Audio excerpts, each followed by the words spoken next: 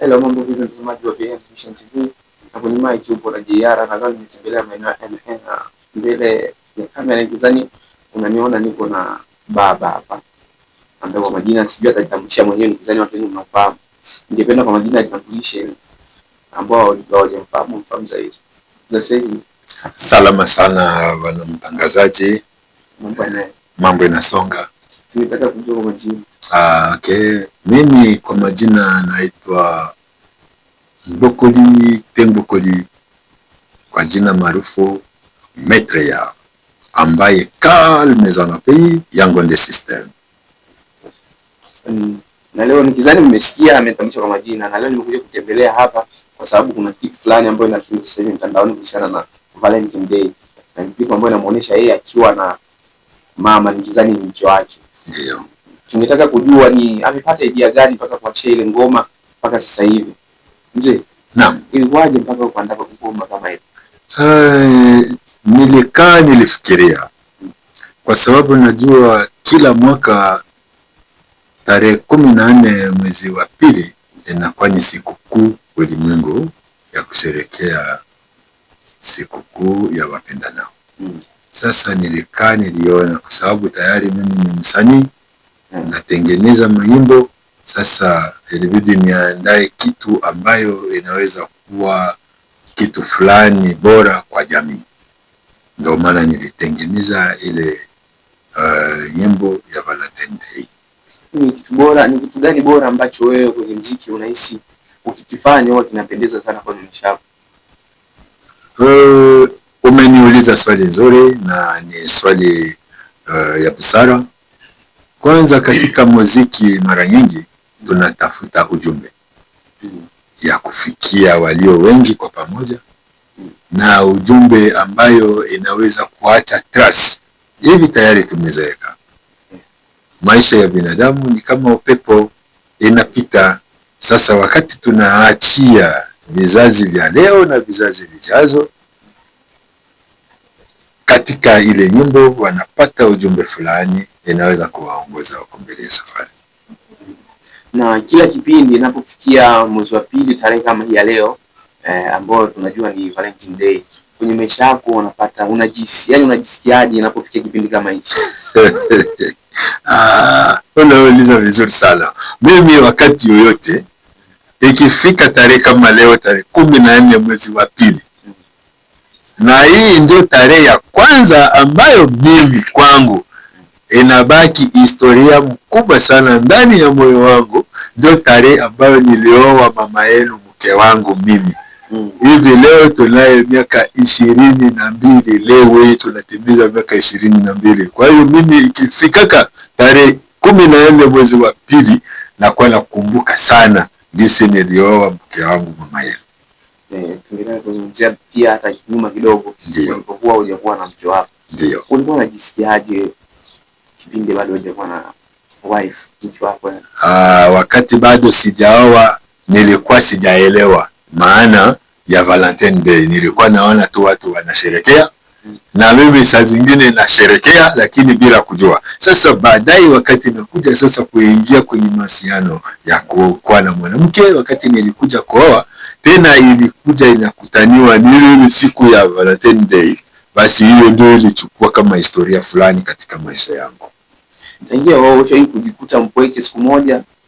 Tangia ingia kwenye ndoa siku moja ukakuwa mpweke tu, na japo kwa kwenye ndoa lakini ikatokea siku moja ukawa mpweke? Ndio, kwa sababu nikiangalia maswali ya upweke ni kusema ya kwamba unabaki kwanza wewe peke yako kwa muda. Ndio, wakati mwingine tuko na safari. Ukisafiri safari nyingine huwezi kwenda na mwanamke, unaenda wewe kama wewe, hapo tayari unakuwa mpweke. Wakati mwingine hata yeye mwenyewe mwanamke anaweza kukuomba taruksa ya kwamba anaenda kuona wazazi, utabaki peke yako. Matokeo kama hicho.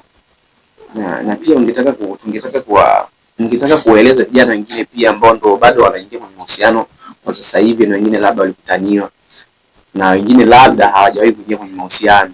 Je, ni changamoto gani ambao unahisi huwa inatokea sana kwenye mahusiano wakati inaanza wala wakati wapo kwenye mahusiano? Ni kweli, tukiangalia vizuri katika mahusiano kuna changamoto nyingi, na kila mtu ana mtizamo yake kwa mwenzake. Mwingine anaweza kuja kujitokeza kwa mwenzake kama katika mawasiliano, kumbe yeye anatafuta faida fulani. Akishafanikisha malengo yake, hana habari na mwenzake, anampaki pale, hana habari naye kabisa. Lakini mwingine ambaye anaweza kuwa na nia ya dhati kwa mwenzake, unakuta wakati wote ile anakuwa karibu na mwenzake na anatoa ushirikiano ya karibu, na unaona kabisa kama huyu anapenda kujenga na sio kutaka kubomoa vitu kama hicho.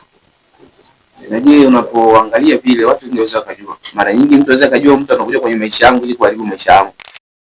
Ishi na wife na uko na mtu mpaka sasa hivi, nikizani umesema ni miaka 22 sasa. 22 ndio. Unaweza kuelimisha kitu gani hapo, namna ya kuishi na kwenye mahusiano wala kujua mwanamke ambaye anakufahamu? Jamani wa ndugu zangu, popote pale mlipo, ndani na nje ya mipaka,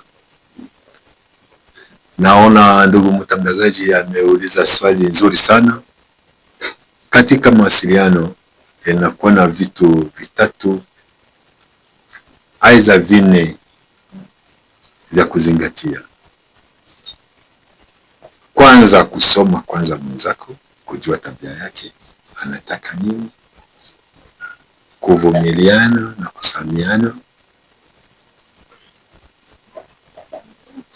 Hiyo nayo pia ni kitu cha msingi sana katika maisha ya mawasiliano au katika maisha ya ndoa. Lakini wewe mwingine ambayo hauna hiyo fikira, unaweza kuona mwenzako wakati yoyote ile kama afai, mnaweza kuanza naye vizuri. Kwa vijana, mkifika sehemu fulani unaona mwenzako umri naenda, unaona huyu afai, unaanza kukimbia tena kutafuta tena wengine. Hiyo sio mawasiliano. Hapo inaonekana kama ulikuwa tayari kwa kupotezea mwenzako muda. Kwa dhati, kubali yote, mubebani mdogo mdogo. Wa vijana wengi, nakuja kwenu yenye wa vijana wengi, wachache sana, baadhi ya wengine ambayo hawana ile malengo, lakini wengine wanakaa kwa maslahi fulani. Labda anatafuta huyu mwanamke ana kipato fulani, basi ngoja mimi nikimbilie huyo sengomeza au nifanye nini ili apate faida fulani. Na kama ni mwanaume, anaweza kukimbilia mwanamke kwa sababu ya faida fulani, no faida ya mapenzi. Leo tunaongelea wapendanao kwa ukweli. Maana yake wewe mwenye huku kwenye mawasiliano unategemea kwamba huyu ndio mwenye atabeba maisha yangu, huyu ndio nitaishi naye, huyu ndio mama watoto wangu, huyu ndio baba watoto wangu, huyu ndio tunaongelea leo. Tunaongelea sio swali tunakutana tu leo na kesho, ni mpenzi wangu. Hapana, hatujaongelea kwa hiyo. Mpenzi ni yule ambaye anatoa maisha yake kwako wewe, na wewe unatoa maisha yako kwake, mtalindana. Ndio hivyo ndugu mtangazaji. Na ni kitu gani pia mashabiki zako ambacho hawakijui, labda wenyewe wanakijua lakini wewe huna hicho kitu? Sawa. Hapa unaniuliza tena swali nzuri, nashukuru kwa hilo. Washabiki wangu, nafikiri kitu ambayo inabidi wajue ya kwamba mimi niliingia katika hii kazi sio kwa utani wala kwa kubipu. Hapana, nilichukua hii ni kazi kama kazi nyingine, kwa sababu mzarau kazi lala njaa, anakufa maskini. Mimi nilichukua kama kazi, na napenda sana hawa washabiki wangu hivi gisi biko na nisapoti kwa kunilike na kusubscribe. Hiyo ni mchango mkubwa sana, na naamini mimi kama wenyewe walikuwa waelewe kama mimi nilichukua kama kazi, kuanzia leo wajui kama mimi nilichukulia hiyo muziki kama kazi. lakini kwa upande wao mimi naweza kusema kwa haraka, naamini kwa sababu tuko nao bega kwa bega, wanaendelea kufuatilia channel yangu, wanaendelea kunisupport kwa kulike na kusubscribe. Hongera sana jamani, tupo pamoja na mambo mazuri ipo nyuma inakuja. Sawa. Na ikatokea siku moja kwenye mziki pesa ikaondolewa, je, unaweza kuendelea nayo kazi? Ndugu mtangazaji, labda nikwambie kitu kimoja pamoja na faida ya wale ambao wako natufuatilia. Kila wakati ukiwa unafanya kazi usitegemee kwanza pesa. No, hapana. Kwanza mimi hapa ni mwanachama wa Msalaba Mwekundu, Croix Rouge, na anafanya kazi katika hospitali ya Croix Rouge katika maeneo ambayo tupo. Kazi ambayo tuko nafanya ni volontaria, ni ya kujitolea. Usitegemee kwenye kazi yoyote ya kwamba nitapata pesa. Ukitegemea kama nitapata pesa, siku pesa haitakuwepo kulingana na chambo chako. Utashindwa kwa sababu wewe au kulenga kazi, ulilenga pesa. Mimi kama mimi sijalenga pesa. Najua pesa ipo tu, kama ipo, kama hakuna, lakini mimi nalenga nini? Nalenga kazi. Hiyo kazi yangu ile matunda yake ndio itaniletea hiyo pesa na vitu vingine. Nafikiri ndio hivyo. Nataka kujua kitu kingine, ni kitu gani kwenye mahusiano pia inatokea ambacho wala tuzungumzie upande wako. Ndio. Wewe watu wanahisi kwamba ukifanya akieleweki, lakini kwako kinaeleweka. Wala unaweza kufanya hiyo kitu kwa mke wako kikashinda kueleweka, lakini wewe mwenyewe unakielewa. Kuna vitu vingi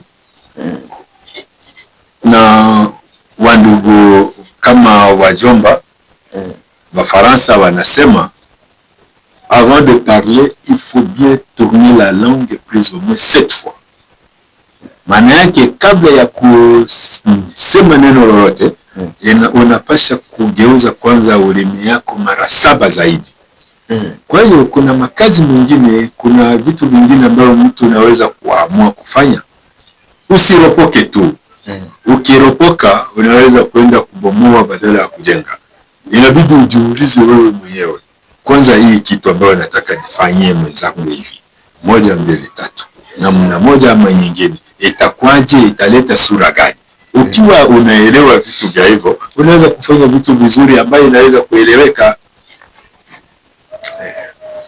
Na mimi sitakuwa na mengi sana ya kuongea. Ndio. Sitakuwa na mengi sana ya kuongea. Ni neno moja kwa shabiki zako ambao wanakutazama hapo kwenye kamera. Ndio. Siku ya leo una neno gani la kuambia washabiki wangu na wengine ambao wapo pembeni? Jamani, nawapenda wote.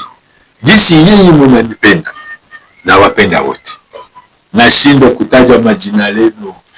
Jamani, yeye mjui tu jina langu Maître ya ambaye Calme Zonopei ya Mwendo System. Na wapenda wote walio hapa maeneo ambayo tupo au nje ya mipaka. Ndugu zangu, leo ni siku nzuri ya kusherekea pamoja na familia yako, pamoja na mpenzi wako, siku kuu ya Valentine Day, tarehe 14 mwezi wa pili. Jamani, na wasalimia wote popote pale mlipo na masherekeo mema. Asante. Bana, bila kusahau nyuma kamera nipo na Defender OG, mtu mkali sana, mtu mbali na kubali sana, na usisahau kusubscribe, like na comment video zetu ili nifike kwa wengi zaidi. Asante sana.